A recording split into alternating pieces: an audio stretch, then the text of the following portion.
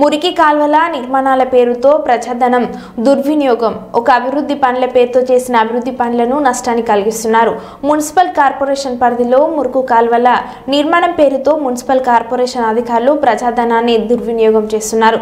కర్నూలు నగరంలోని ప్రధాన రహదారుల్లో పాదచారులు వెళ్లేందుకు నాడు అభివృద్ధి పనుల పేరుతో చేస్తున్న నిర్మాణాలు మురికి కాల్వల నిర్మాణంతో జేసీబీలతో ధ్వంసం చేస్తున్నారు.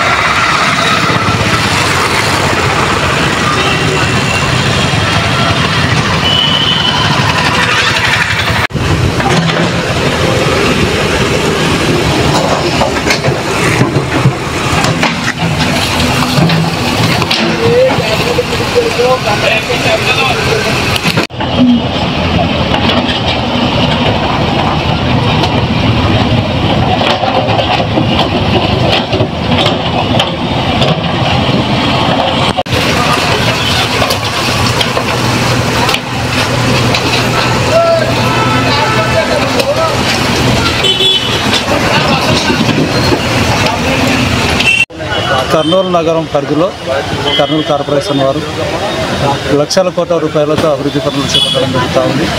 అందులో పాదచారుల ఫుట్పాత్ నిర్మాణం జరిగింది.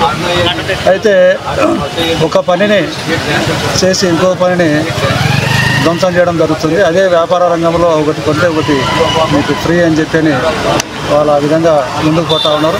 అయితే కార్పొరేషన్ మాత్రం ఒకటి కొంటే ఒక అభివృద్ధి పనిని చేపడితే ఇంకో అభివృద్ధి పనిని ధ్వంసం చేసే విధంగా ఈరోజు పాలనా యంత్రాంగం చేస్తూ ఉంది. దానికి ప్రధానమైన కారణం ఏమంటే కార్పొరేషన్ వారు ముందస్తు ప్రణాళిక లేకపోవడంతోనే ఈ విధంగా జరుగుతూ ఉంది.